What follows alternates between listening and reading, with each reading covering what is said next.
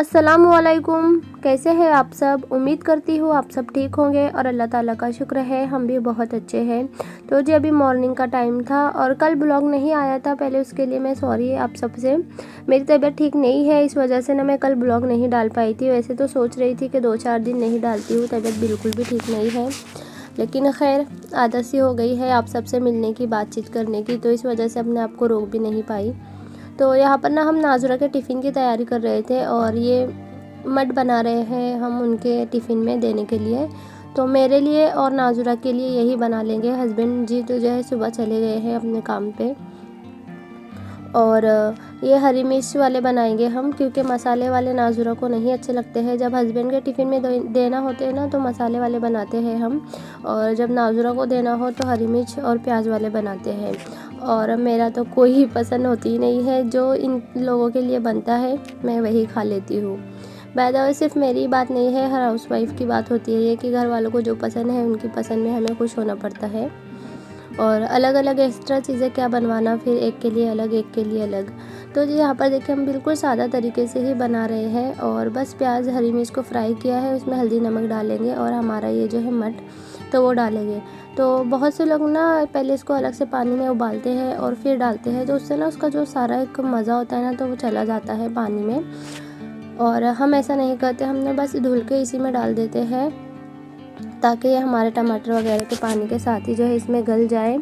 और फिर भी अगर हमें पानी थोड़ा सा कम लगे तो हम इसमें डाल सकते हैं, लेकिन वो जो गला के जैसा एक टाइप का उबालना ही होता है उस तरह का बनाओ ना, तो इसका जो सारा पोषण होता है ना तो वो तो चला जाता है। तो बस जी अभी हमने हमारा इसमें सब कुछ डाल दिया था और इसको मिक्स करके ढक के और धीमी आंच पे हम पकने देंगे। तो जी जब से मुझे ब्लॉग और ब्लॉगिंग के बारे में पता चला था ना, तो सबसे पहला मेरे सामने आया था आसिफ अवाजी का वीडियो, और मैंने फ़र्स्ट टाइम उनका वीडियो देखा था। और तब से ना मैं उनको इतना ज़्यादा पसंद करती थी, मतलब मैं उनका एक भी वीडियो मिस नहीं करती थी, ना ही स्किप करके देखती थी। मैं बहुत ज़्यादा उनको पसंद करती थी, लाइक करती थी, उनके हर वीडियो में जो है कमेंट करती थी। एक बार मैंने आप लोगों को बताया भी था कि मैंने मेरी बेटी का नाम दिया था तो बाजी ने नाम लिया था, तो इस कदर जो है बाजी ने नाम लिया था ना, तो इस कदर खुशी हुई थी मुझे, और मुझसे ज़्यादा तो मेरी बेटी को हुई थी, क्योंकि वो भी मेरे साथ ना देखती थी और वो भी पसंद करती थी आलिया को। और उस टाइम पे बाबू नहीं थे, तो बस मुझे जैसे ही मतलब मैं बिल्कुल ये नहीं सोचती थी कि ब्लॉग आएगा फिर काम वाम करके जो है देखूंगी, नहीं, तुरंत इनका ब्लॉग आया और मैं देखने बैठ जाती थी। यहाँ तक कि ना मैं इनको इतना ज़्यादा पसंद करती थी कि मैं बोलती थी कि मैं ना लाइफ में कभी ना कभी बाजी से ज़रूर मिलूँगी। तो हस्बैंड भी बोलते थे कि इतना ज़्यादा मतलब क्या तुमको अच्छा लगता है ये वीडियो देखना, कि काम अगर हो तो काम वाम छोड़ के जो है तुम वीडियो देखने बैठ जाती हो। तो मैं बोलती थी नहीं, मुझे ना इनकी वीडियो बहुत ज़्यादा पसंद है, और ये ख़ुद भी मुझे बहुत ज़्यादा पसंद है। तो मैं ना बहुत ज़्यादा पसंद करती थी बाजी को।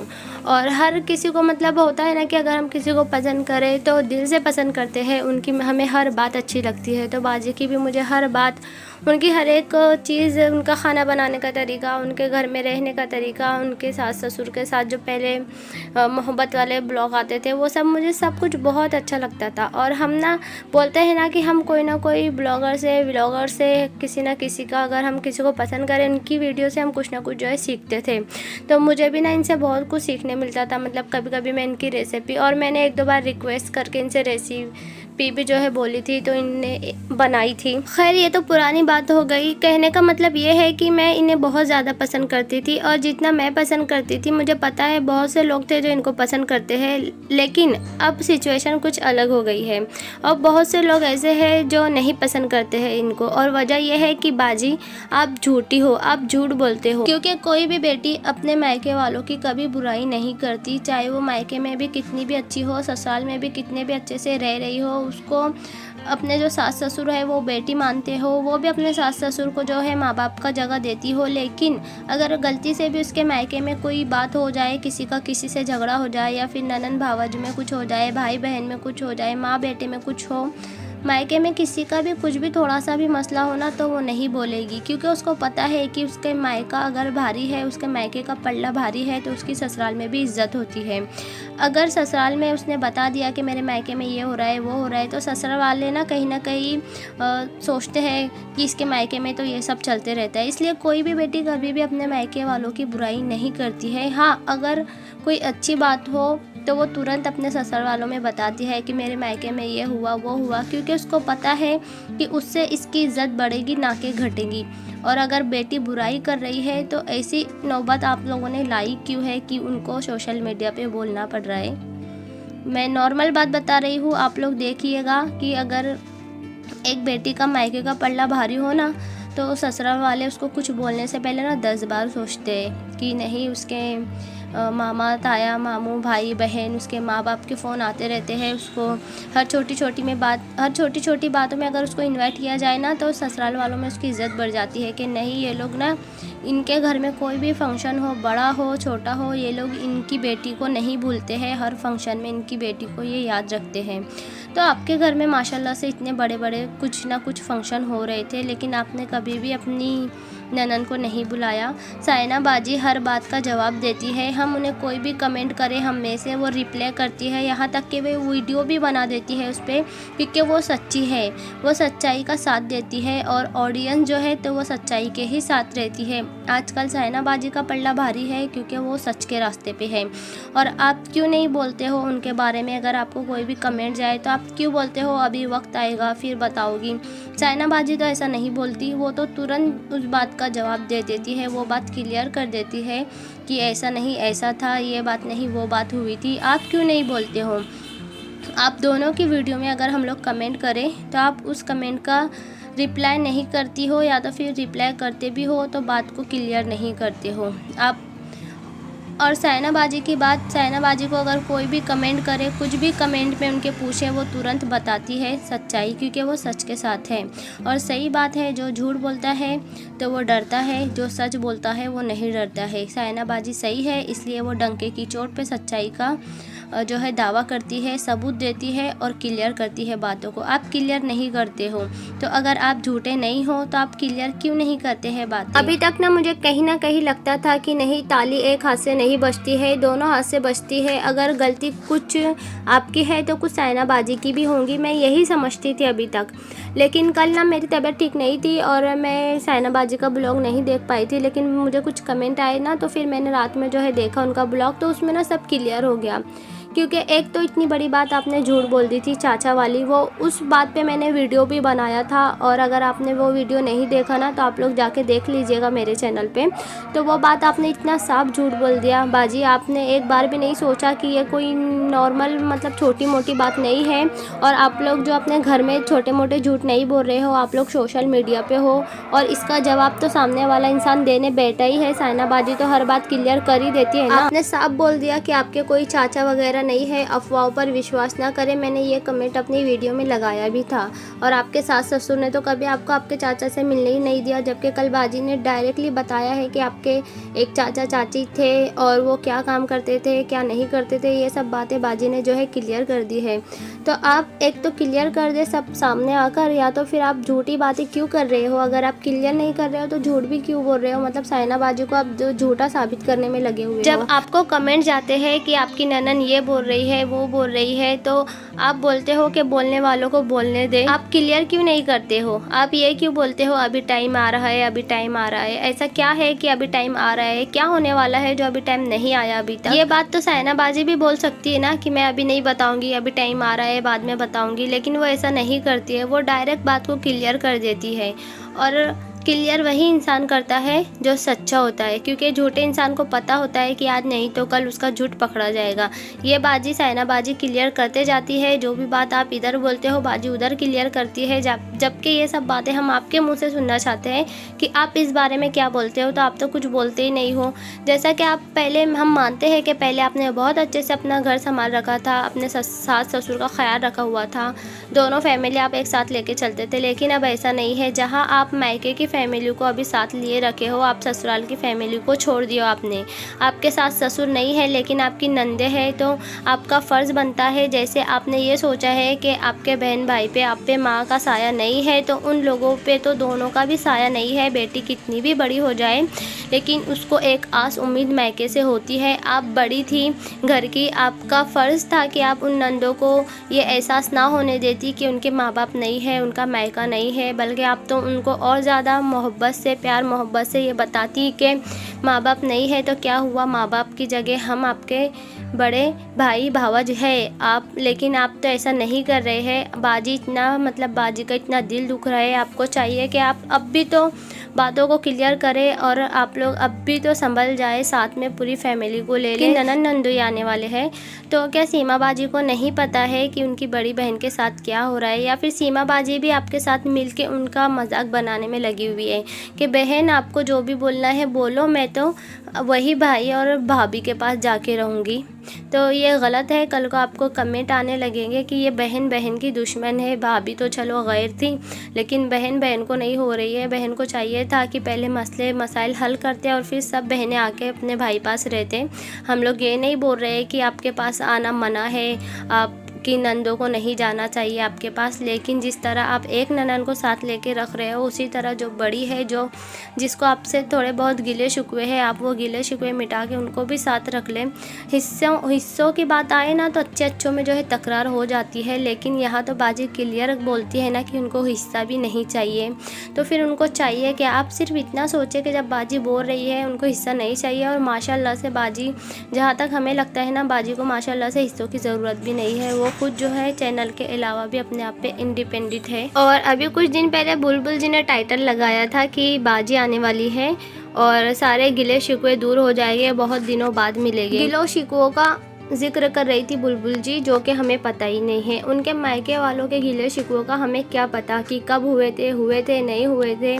और उन लोगों से हमें कोई मतलब ऐसा नहीं है कि हमें, जब उनके बारे में पता ही नहीं है तो हमें उन लोगों के गिले शिकवे देखने में इंटरेस्ट ही नहीं है। उनको चाहिए कि उन गिले शिकवों की तरफ ध्यान दे जो सोशल मीडिया पे है और जो सच में हो रहे हैं। जो गिले शिकवे हो रहे हैं उन पे तो आप कोई बात करते ही नहीं हो, ऐसा लगता ही नहीं है बुलबुल जी को कि उनकी बड़ी ननन है भी, और है तो इतना वीडियो जो है उन पे बन रही है तो कभी रिप्लाई कर दे। एक नहीं कर रहे, ये कर दे, लेकिन ये भी नहीं कर रहे, बल्कि ये लोग ना उसी बात को लेकर कुछ ऐसे अट्रैक्ट टाइटल डालते हैं कि सामने वाले को लगे कि हाँ बस ये शाइना बाजी के बारे में कुछ बोलेंगे। और जब हम वीडियो खोल के देखते हैं तो उसमें शाइना बाजी का शो भी नहीं होता है, कुछ अलग ही कहानियाँ जो है बन रही होती है, घूमने की, यहाँ जाने की, वहाँ जाने की, और बस एवी ब्लॉग जो है चलते रहते हैं। हम लोग सब वेट कर रहे हैं कि आप लोग कब क्लियर करेंगे। ऐसा नहीं है कि हम जो है आप दोनों के दुश्मन हैं और शाइना बाजी के सगे हैं, हम हैं तो एक ऑडियंस ही। और ये बातें हम इसलिए इतना ज़ोर दे रहे हैं इन बातों पे कि बस आप लोग क्लियर कर ले, साथ में हो जाए। सब कोई भी है तो यही चाहता है कि आप लोग बस साथ हो जाए। हमें कोई फ़र्क नहीं पड़ता था आप लोग साथ रहे अलग रहे, आप लोग यहाँ शिफ्ट हुए वहाँ शिफ्ट हुए, अगर ये बातें सोशल मीडिया पे नहीं आई होती और एक बेटी का इस तरह से दिल नहीं दुखा होता। जहाँ ये बातें सामने आई है तो कोई भी हो, हम ऑडियंस में से जो है तो वो सच्चाई के ही साथ रहेंगे और सच्चाई का ही साथ देंगे।